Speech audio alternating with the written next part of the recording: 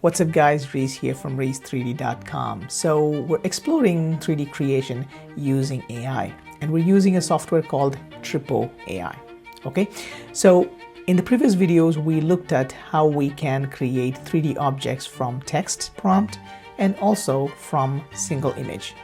So in this video we are going to use multiple images of the same character and generate a 3D object. Okay, so let's start.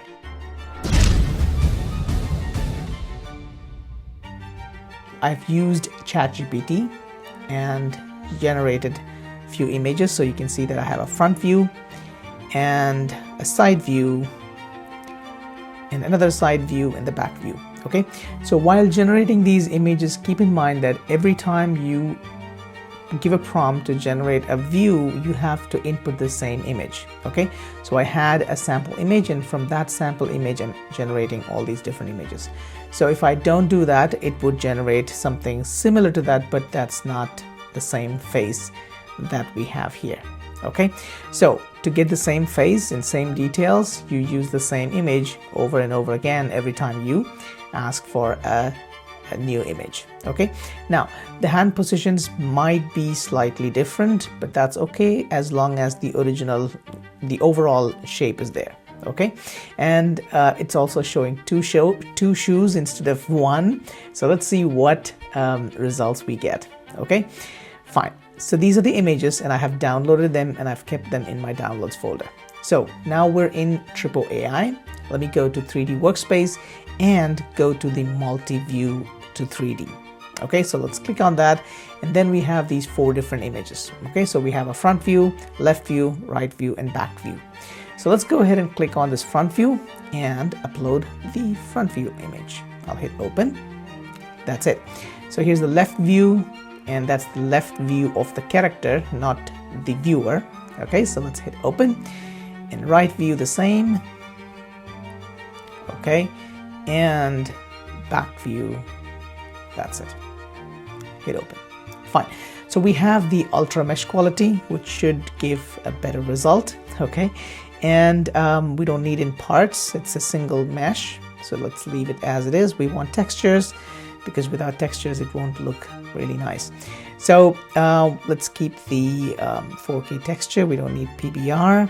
Topology settings, I'm going to keep it as quads, and I'll leave the poly count to be auto, so it would just overall roughly look at the object, and it will decide how much poly count we need to give. Now if you want it to be a low poly, or you want to control the amount of polygons, you can actually give a manual value. So let's leave it as auto. Hit generate model. So it's going to take up 55 credits. Fine. So let's give it some time to generate. While it's generating, I just want to tell you that I'll leave a link in the description for this software, so you can just go ahead and click on that and sign up. When you sign up, you get a welcome gift of 500 credits. Okay, so that you can explore the software. Okay, so it's just giving us some outline of the character, and you can see the hands are actually not straight, it's slightly forward. That's fine. Let's give it a minute. And we also have a little countdown. So through the magic of editing, we're gonna fast forward. Okay, so that is looking similar to our model. Okay, so now I have a little concern about the hands and the face details. So as you can see, it does look good. There's a good amount of separation between the fingers.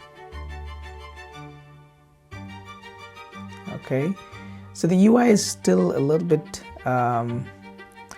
takes a little getting used to. Okay, so that looks nice. I just want to look at the wireframe, so you can see, because I made it as quads, it has a nice topology actually. Good. Probably the nails are missing, but yeah, overall it looks really nice, and the topology is actually looking nice. Good. But if we just get rid of the texture, we will know the actual detail of the mesh. Let me just turn this texture off. Yeah. Okay, so now you can start to see where is the problems. Okay, but yeah, for starting, this is looking nice.